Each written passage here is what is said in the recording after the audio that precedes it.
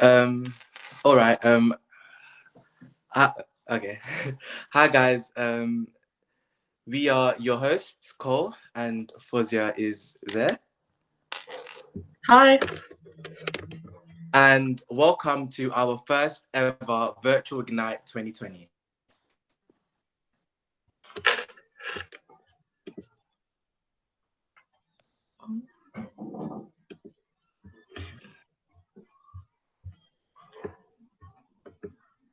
Um, all right. Okay. Hi guys. We are your hosts, Cole, and Fozia is there. Hi. Hi. Is everyone coming in? Hi Liliana, and hi parents. And welcome to our first ever Virtual Ignite.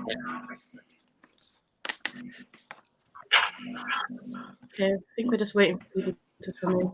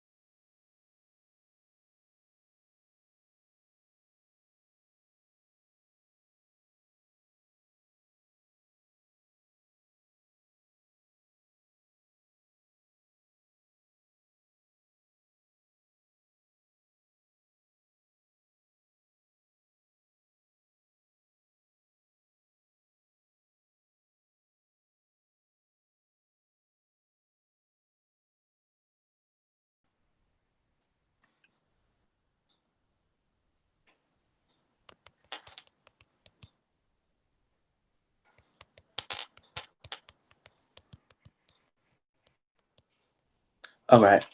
Hi guys, we're your hosts, Cole and Fozzie is over here. Can everyone Hi. hear? Yeah, hiya. And welcome to our first ever Virtual Ignite. So in times like this, staying connected is what we like, what the school values, and it's one of the best things to do. And in a moment where we are all forced to be separated and isolated, we wanted to offer this school project where we can celebrate our community and use our voices to stay connected. One quote that heavily inspired us to think about community and what it means to be a part of something is this: care is the essence of strength. Strength without care is savage and brutal and selfish. Strength with care is compassion, the practical action that is needed to help people lift themselves to their full stature. So as a school, we strongly stand by giving students a platform to voice their opinions and allow them to be heard. So over the past 12 weeks, students from reception right up to year 12 have been thinking about what they would like to say to their community in such a difficult time. And we have a running order of the list here.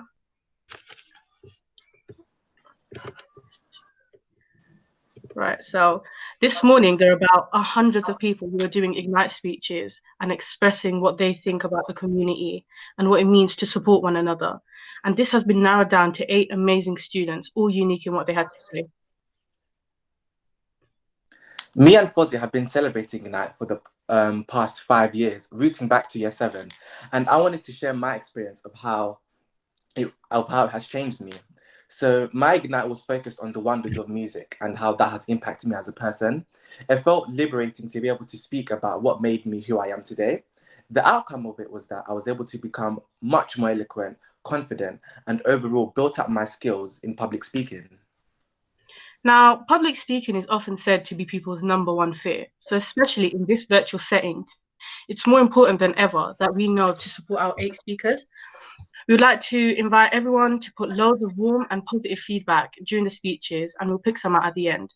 The comments are a place for positivity and recognition, and any comments that are inappropriate will be monitored and moderated. Before we start, we're going to hear from a former student, Ahmed Ibrahim, on what Ignite meant to him and how it has supported him after leaving School 21 and how it will continue to support him in the future.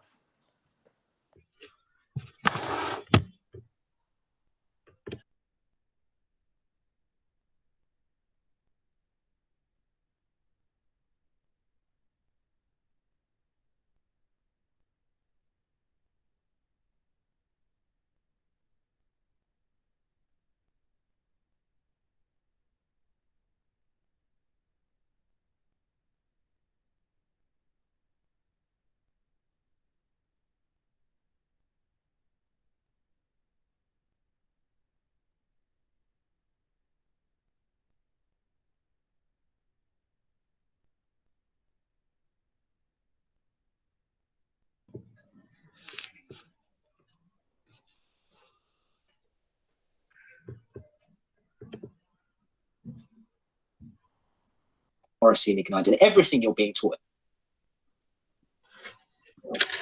I'm Ahmed Ibrahim, a former student at School 21, and firstly, let me take this opportunity in wishing all the students that are doing their final Ignite speeches today the very best of luck, but to share with you the importance of Ignite and Oracy to me now as a former student. As you're more than aware, young people's voices has never been more relevant, never been more important than they are today. And Oracy and Ignite are not only equipping you with the skills of being able to draft a line of argument and learn the art of debate, but it's really setting you up to being present and active members of society. I've seen this since I've left School 21 because Oracy and Ignite and rereading that Ignite speech in my bedroom when I was younger has really provided me with the skills of eloquence, the skills of being able to speak confidently and make my voice heard on issues that I'm passionate about. And to anyone who's sitting here today wondering why Ignite is so important or can't see why Ignite and Oracy are so important, you will 100% realise the importance of Oracy and Ignite and everything you're being taught at School 21 once you've left School 21, applying for those competitive sixth form and university places, and eventually when you get into the real world of work. So my one piece of advice to you today is to absorb everything that you're learning when it comes to Ignite and Oracy. Don't see it as another lesson, but see it as a life skill, skills that will maximize your opportunities. It's helped me so much, and it will most definitely help you likewise. So to all of you that are doing your Ignite speeches today, breathe and believe, as I was told during my time at School 21, and to the rest of you, the best of luck. Thank you.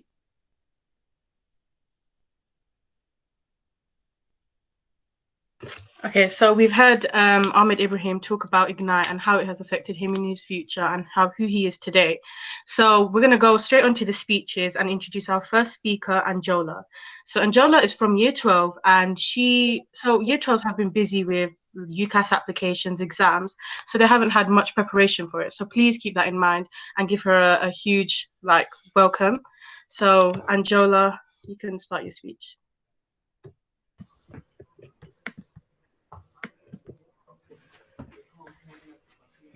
Unity is strength, division is weakness. A Swahili proverb so simple yet powerful. That's how I find the words of my Africans, Caribbeans, African Americans. Powerful, the Black community. We are so powerful that we move millions into the streets, not by choice. We are so powerful that we hear our cries for justice beyond America, but overseas, here.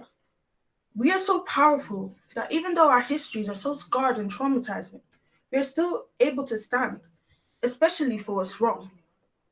6th of June 2020, at the US Embassy, a Black Lives Matter protest. Walking through the streets of London, side by side, during this pandemic, a pandemic of racism, all for the same cause, for the same reason, you realize under the grey skies and the intimidating buildings, that you are actively working towards change as a community. Maybe not in laws, but in conversation. We are ready for that conversation. But are the British? Are you? That day was a day filled with meaning and purpose caused by my community. That day was a day where I saw Black children stare in innocence, Black women scream out justice, and Black men cry out of the pain inflicted onto my community. That day was a day where the racial discrimination caused by the communities meant to protect us was rejected by my community. Black Lives Matter is not a trend, but rather the ongoing cries of my community, a community of different ethnicities, cultures, colors, but the same pain and problems. The same pain and problems.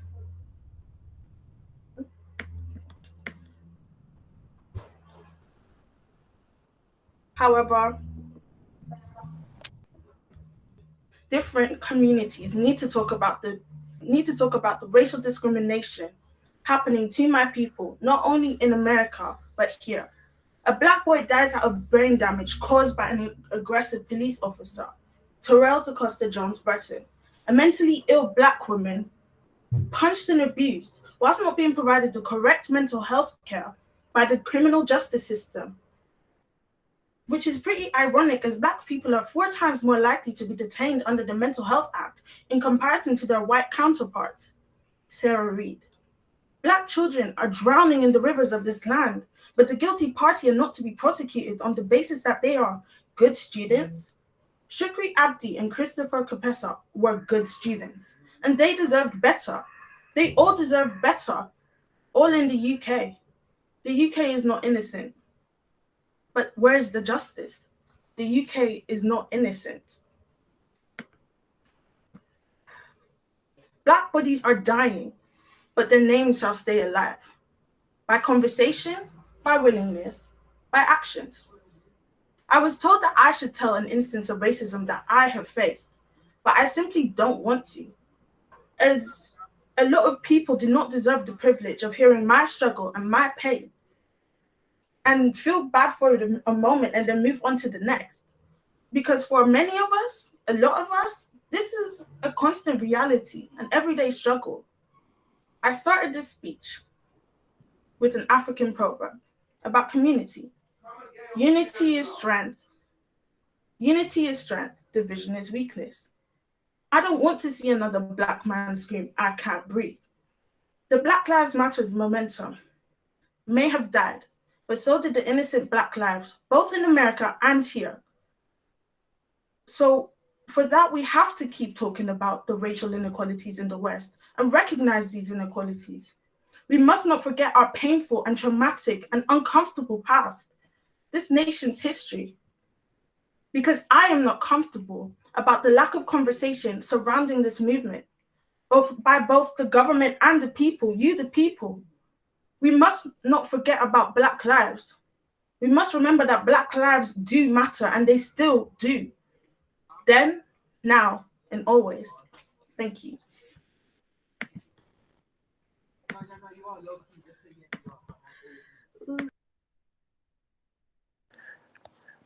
Well done, Angela. And now we're going to hand over to Miss Rosekwa and Miss Chatress, and they will now summarize some of the feedback given in the chat. Congratulations. Hi, everyone. I'll start off and then I'll hand over to Mr. Richards afterwards. Loads of great feedback in there. People were so excited to hear you speaking. I think one of the main messages I heard was people saying how powerful that speech was, how moving it was, and how passionately and clearly you were speaking. Ms. Chartres? Yeah, Angela, what an incredibly passionate opening. I picked up on exactly the same. I think the whole YouTube stream was alive with your passion and looking directly at the camera, really addressing each one of us to think deeply about your words, which I think really hit home for a lot of us watching.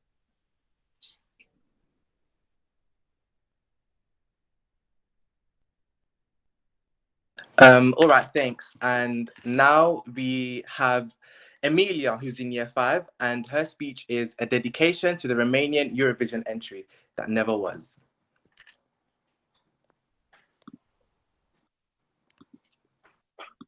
Everyone, here from School 21.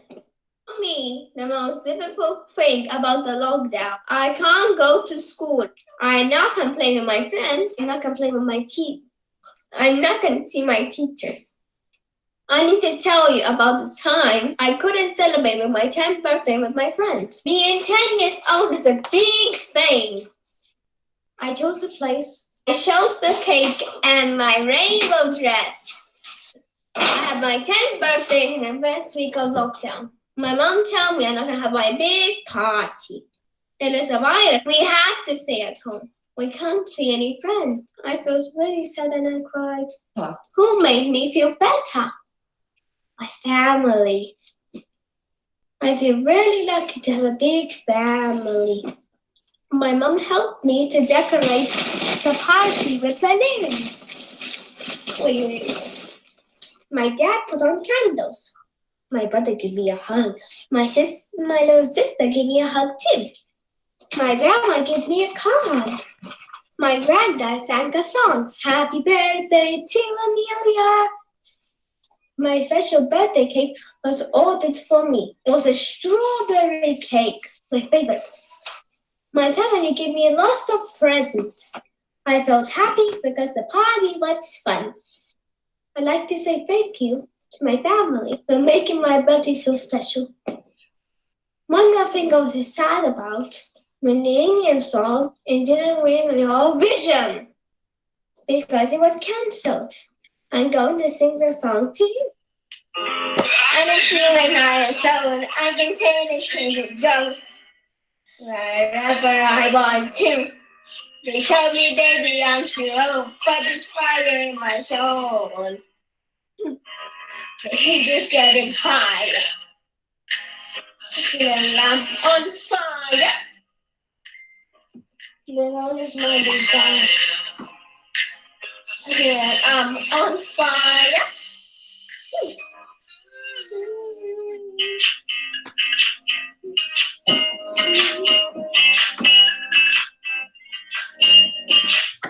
There's no time coming up. The teacher said I'm getting enough.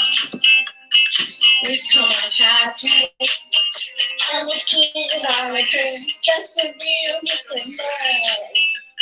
It's getting higher. I feel I'm on fire. Oh yeah, and there's my desire. Yeah, I'm on fire.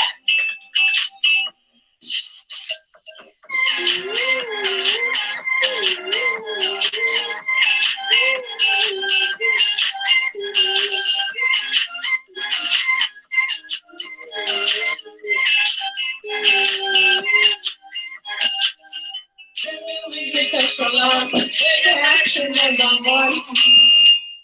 No one can stop me. Through the clouds that come the sun, then I'm ready for some fun. Na na na na na, na na na na na, na na na na na, na na na na, na na na na na, na na na na.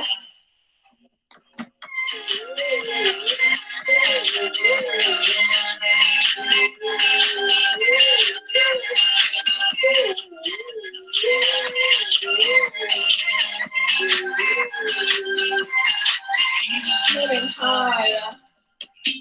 I feel it, I'm on fire. The world is my desire. I feel it, I'm on fire.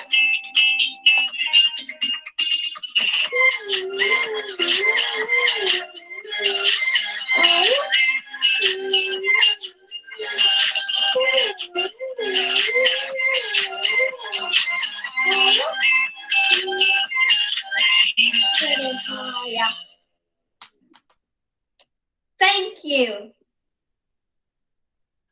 Thank you, Amelia, for your amazing performance. It was wonderful. So a huge virtual round of applause for her.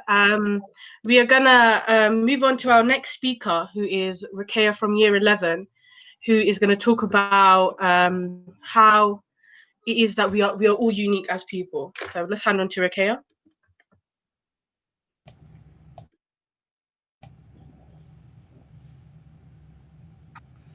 All my life, I have been searching for something normal, anything normal. But then I realized I'm black, I'm not normal. I'm a Muslim, I'm not normal. I'm a girl, I'm not normal. And I'm a teenager, I'm not normal. Then I realized because of those things, those aspects make me unique. They make me stand out. Therefore, I'm not normal. Why should I pretend to be? Why should I blend in with the crowd when the crowd is not a part of me? Why should I know what normal is when it's not part of my vocabulary? So I have come to a point where now I don't care if I'm accepted by people. Because if they cannot see why I'm unique, they don't know me. Now that I have figured out myself, my true self, why can't you? Why can't you accept me, society? Is it because I don't fit into your category of perfect? Is it because I'm ordinary? Is it because I'm normal? Is it because I'm black? Is it because I'm Muslim? Is it because I'm a girl? Or is it because I'm a teenager? Then let me tell you this, society. I'm at peace with myself, and I'm at peace with you. I'm not different than an adult, because at the end of the day, society has to accept us. You have to leave us be, as it is only up to us to question ourselves. It's certainly not up to you to question our looks or even our personality, because at the end of the day, we are all human. Even the blind see it, why can't you? Even the deaf hear the protest, why can't you? It's not because you can't, it's because you won't accept us. You won't accept our society. But we are different. We're not animals, so don't treat us like one. Because we are so much more. You are so much more.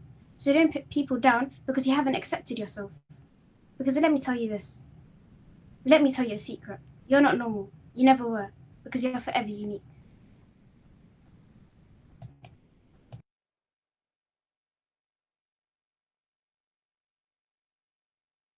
Well done, Rekha, for that amazing speech.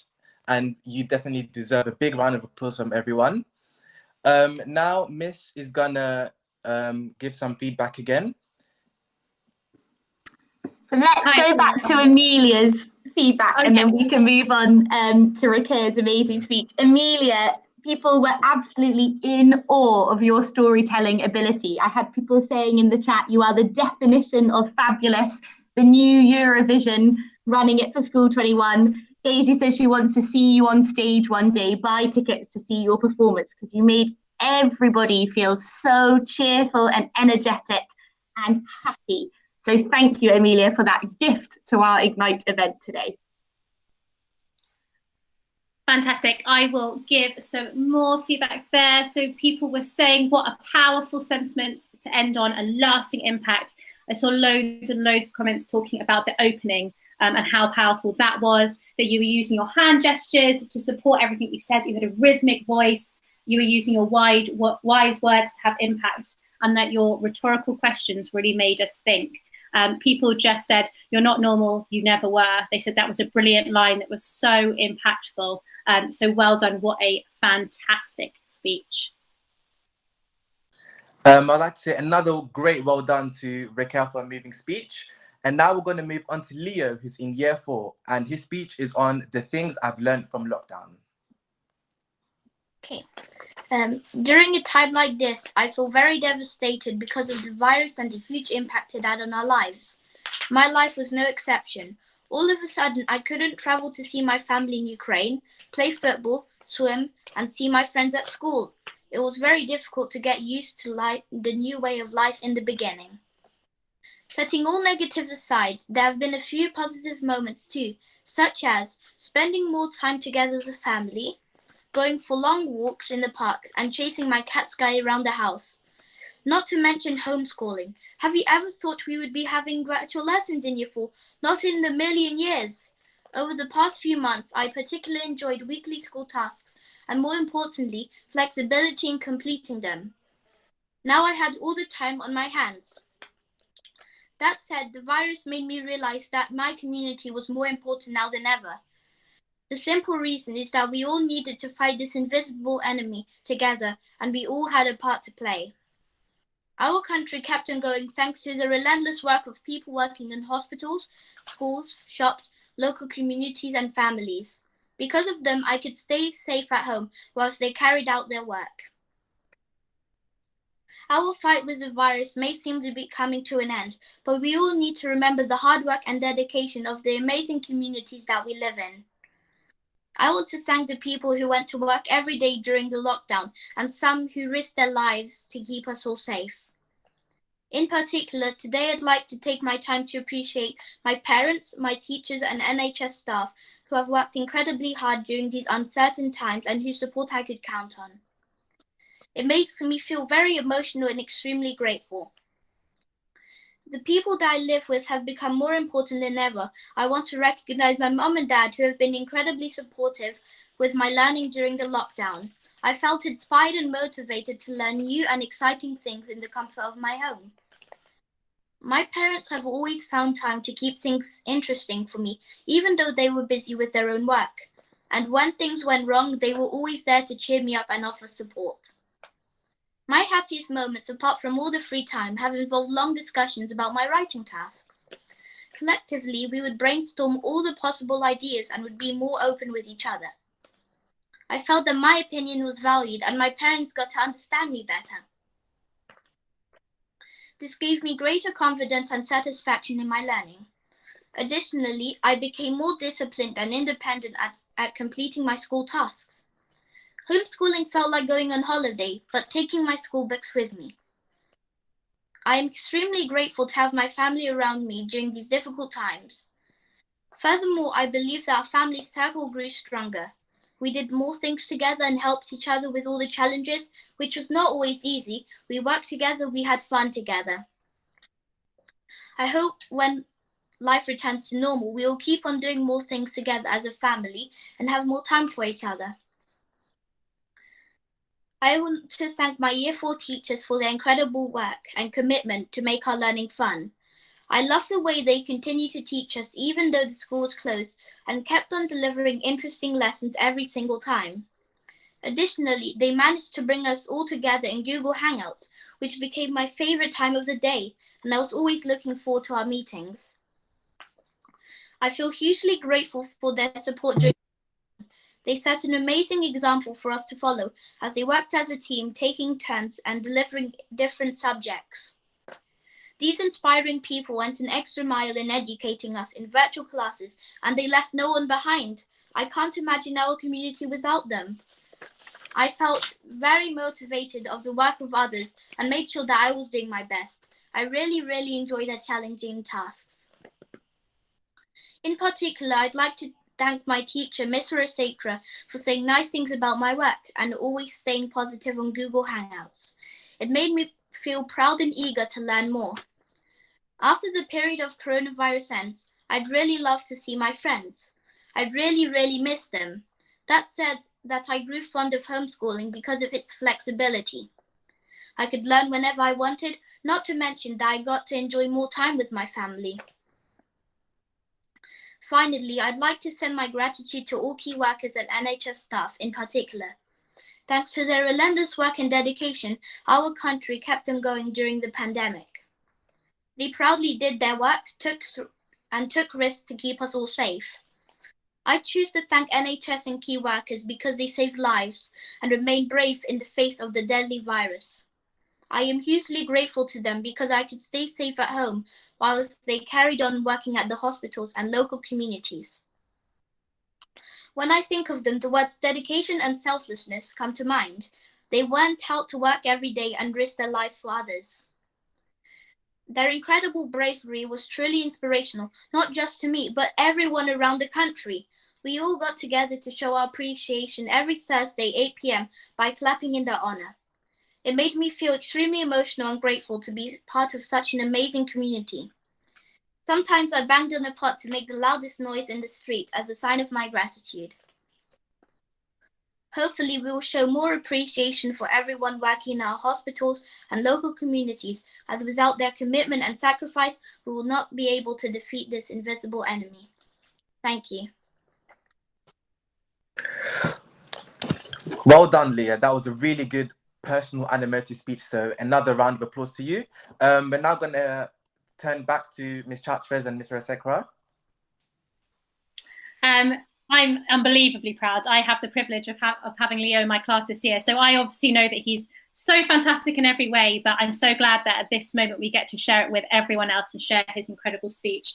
Some of the feedback from the chat, Leo was just so positive. They said you were so confident, your voice was really calm and collected. They loved phrases like invisible enemy and not in a million years. They said were really impactful. They said you connected with the listeners by looking into the camera and you spoke from the heart. And they loved how specific you were. I think there are a lot of people who loved your positive thinking during this hard time, but especially I think a lot of people just couldn't believe that you're year 4 and were able to come up with such an incredible speech and speak so eloquently. So you've done us all proud, Leo. Well done. You are a superstar.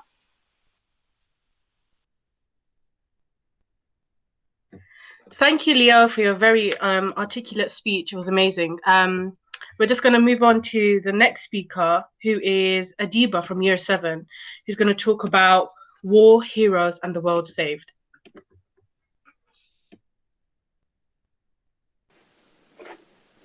War, heroes, world saved. Every day we have a tiny pebble in our heart. Every day we try to lift that pebble on our own. Every day that pebble starts turning to a stone. What is that pebble? Well, that pebble is a tiny burden you carry everywhere inside you. Each and every problem you have affects you until you can find a solution for it. But right now, it's not the time to think about our pebbles, but rather the other millions of pebbles out there that matter the most. The types of pebbles that can turn into stones if we don't act fast. And the pebbles we will destroy are the situation the NHS are in. Ordinarily, my community would have so much harshness and everybody would look like they're going to a never-ending war. There'd be so much crimes and so many people taking control of others. Nobody would stand up for what they thought was right, because those who did not have a happy ending. But with the arrival of coronavirus, bonds strengthened and many broken hearts were glued. But it was too good to be true. Something was definitely missing. Yes, we thought our hearts were fixed, but actually, we had a massive piece left. We had our families, but did we have our community?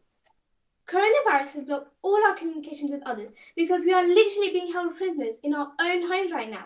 And for the first time, we all know it's right. When will we be free again?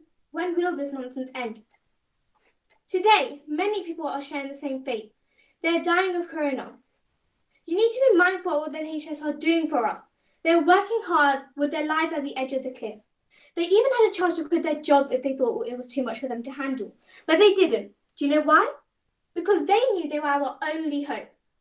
To think that the NHS has been here for over 50 years and are still going is incredible. We need to help them. And I'm not saying go to the hospital and ask to work there. No, there are plenty of other ways you can help, like washing your hands and keeping clean, because those little things can make a huge difference and less people for the NHS to nurture. If clapping for them gave them so much hope, then think what else we could do. We need to take action. We need to be the ones to lift those pebbles from the NHS's shoulders. If you want to be the ones to place those pebbles, then be my guest. But if you want to be the ones to lift those pebbles, gather your troops and work hard. Our world has never experienced peace, but with this new community we may form, we may solve not only our problems, but others as well. So without further delay, thank you to the NHS. They have been here for so many people that we kind of lost track. I don't think anyone can live in a world without the NHS, and even if they did, they would surely die of some disease and no cure. When we gain freedom, I hope that they are properly rewarded for their hard work and helped more with their heroism. Many lives were lost in this pathetic excuse for a virus, and I'm not really sure how many more will. But it's important to remember what we are going through and how we can overcome it the next time we may face it again. When life turns normal, I hope that we can all fall free like raindrops from the sky and unite with each other as our bonds and friendships grow. Thank you.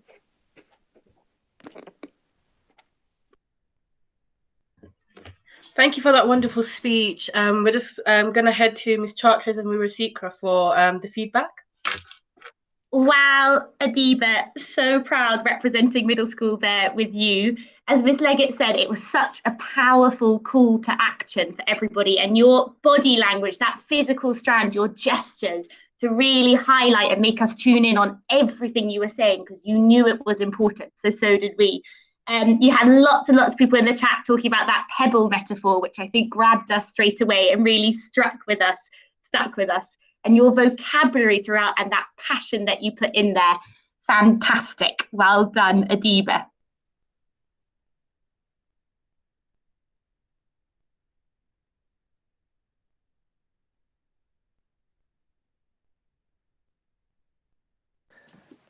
Well done. And now we're now going to go to Liliana in year 2.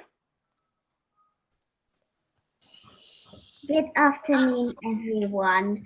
I would like to thank my parents because they care about me and my sister, same as Penguin Clara. It makes me feel special, joyful, and comfortable that I got parents that are caring for me. I would like to thank everyone from primary of School 21, especially all the YouTube teachers as they show community because they care about us. This makes me feel delighted because they make all the learning resources for us. I would like to thank all doctors, nurses, and my dad that they help others in this difficult time. It makes me feel calm and safe of NHS hard work and also proud of my dad because he does something special for others. Thank you, Liliana.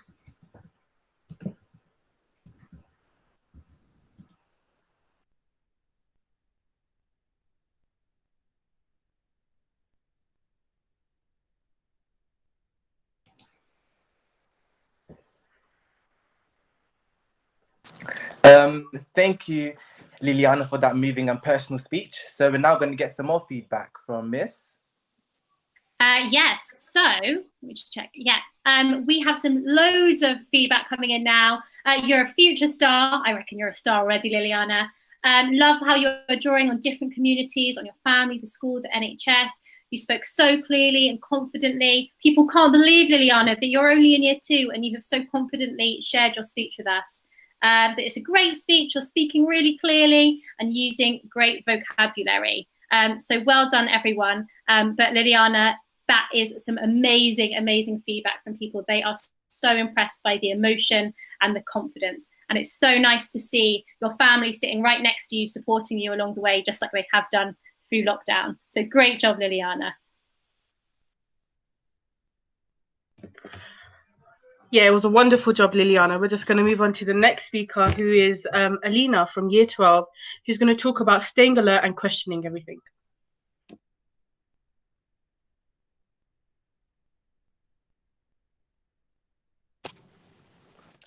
Everything you believe is a lie.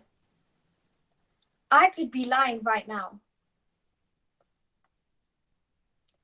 They tell you stay alert of the virus, but everything you're exposed to in the media, in the education system, and the people around you is opinion.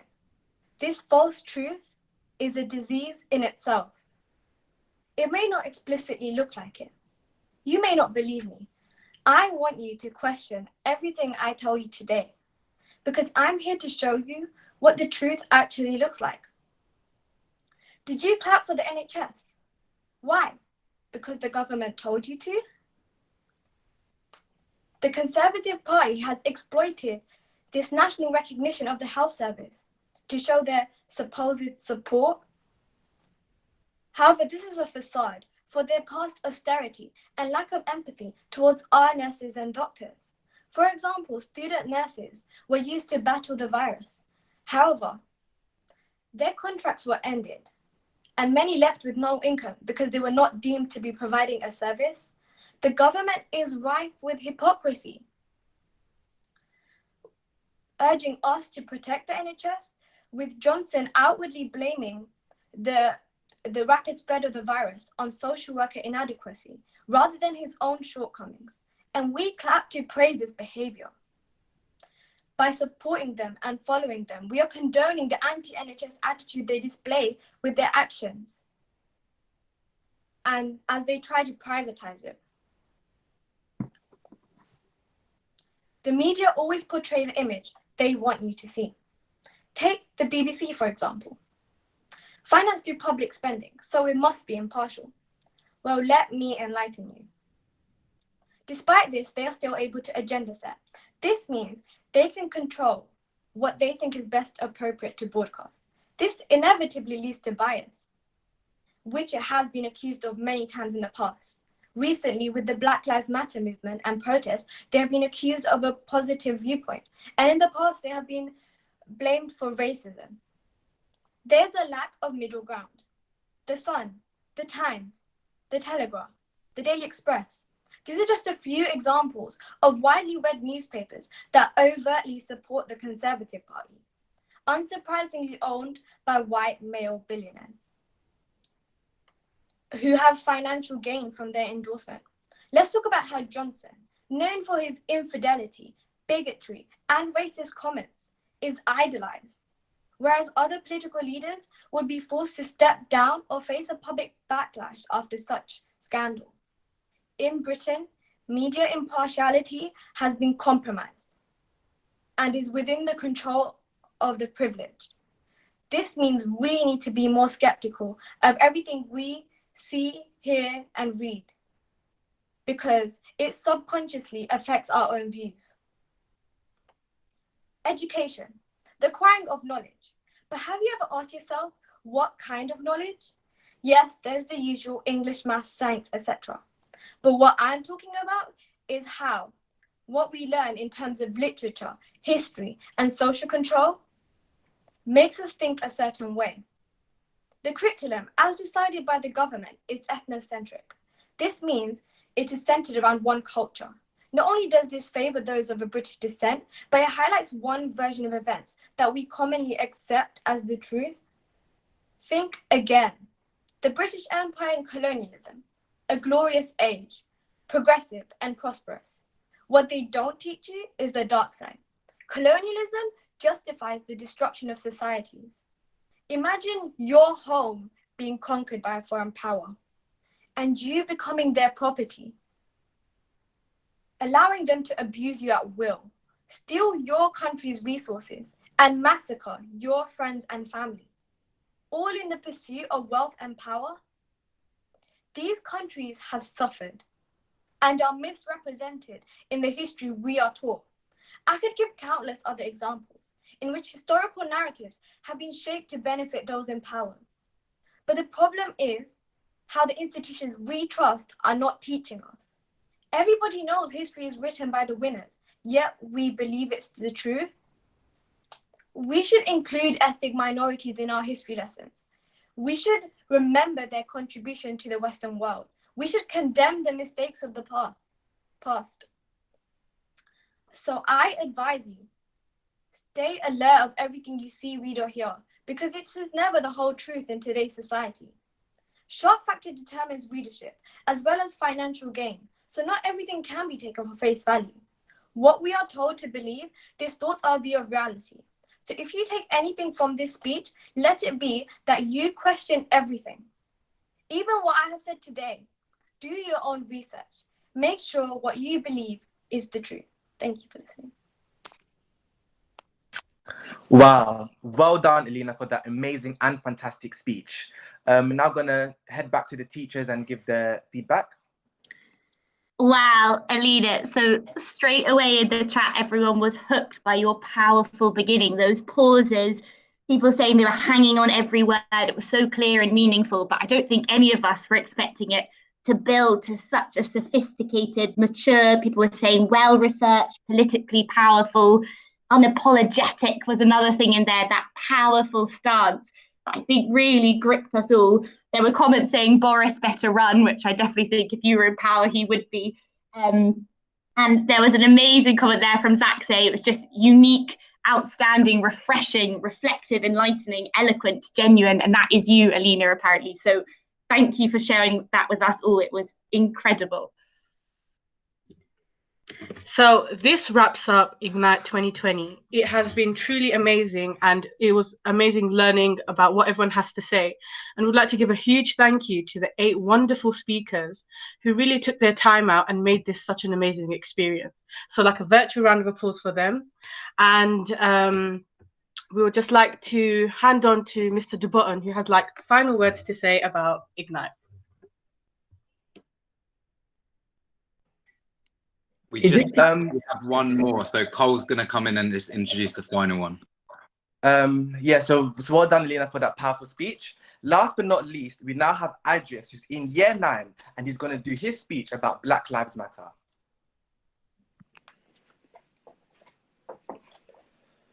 As racism seems to be the main reoccurring theme, think about the thousands of people with dreams who didn't make it, and the last thing they heard were the sibling screams. And these obscene crimes are going to keep happening as a daily routine until these criminals who disguise themselves in a blue uniform stop reigning supreme. We gotta commit to this fight and do right. And I admit there's been times where I was mortified to be white. I've never had to fear for my life when I walk through this door, or because of my skin get thrown to the floor when I went to buy milk from the store. I say no more. Everything has remained the same as before, and I don't care about your mixed reactions. This is injustice, and we must take action. If someone dares suggest racism doesn't exist, then I dare you search up the Dole test. Go ahead, I insist. James Baldwin said it best. Not everything that is faced can be changed, but nothing can be changed until it is faced.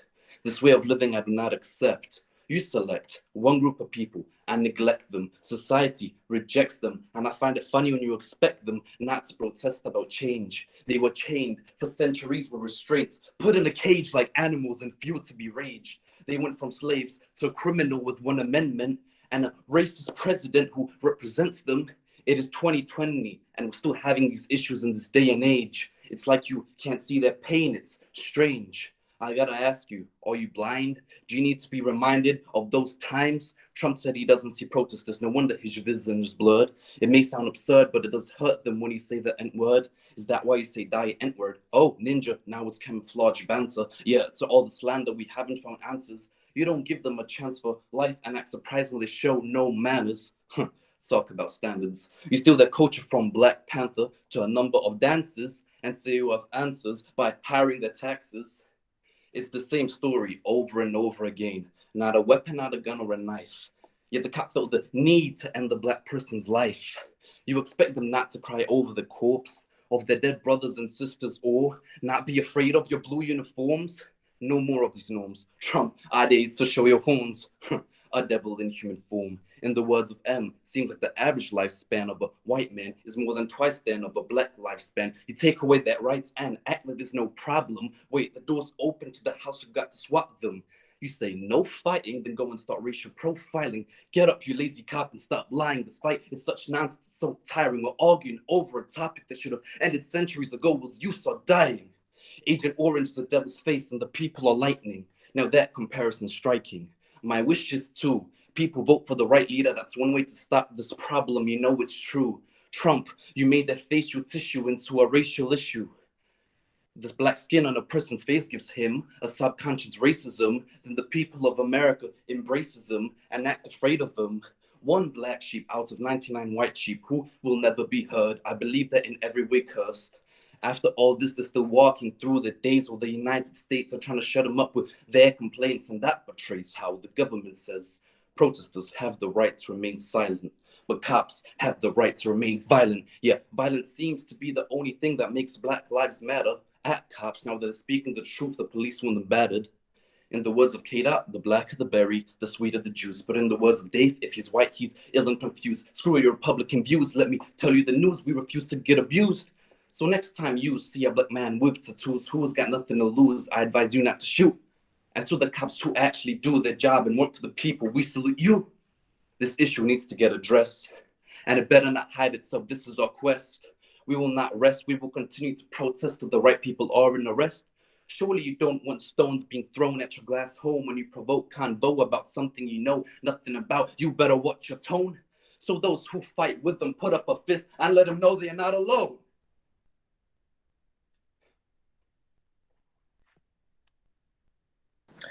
Wow, I just for that moving speech. It was really passionate and it was really nice hearing how much you really enjoyed saying your speech. And now we're going to go back to Miss.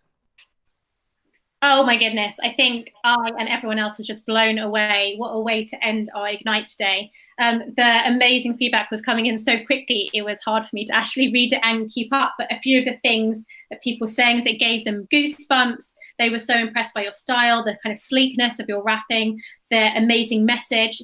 It was such a unique way for you to present.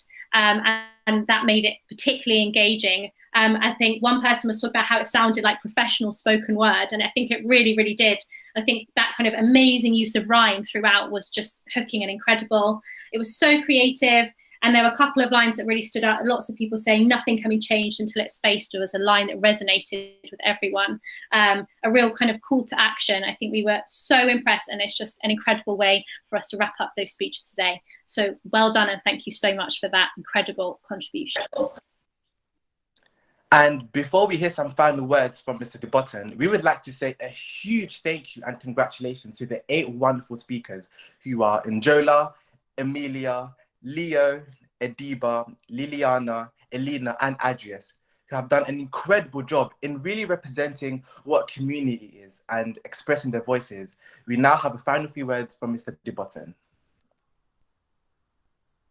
Just a massive thank you to everyone. The speakers were incredible. Massive thank you to Amy, Cleo, and Daniel, the teachers who have put this together. Absolutely massive thanks to the staff who've done this, and of course, the amazing students who've been doing this all day. Thank you also to parents who've been supporting us from the beginning to make this happen. Just a final word from me. So we've been doing Ignites now for 8 years, and when we started the school, we were in a porter cabin and we did an Ignite there.